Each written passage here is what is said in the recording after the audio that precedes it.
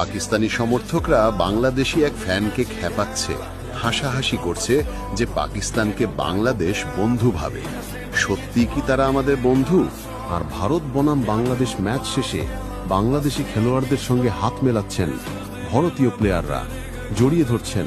আসলে আমরা এগুলো দেখে বুঝতে পারি পাকিস্তানের সাথে হয়েছিল আমাদের যুদ্ধ, তাদের সাথে যুদ্ধ হয়ে লাখো মানুষের মৃত্যু হয়েছে।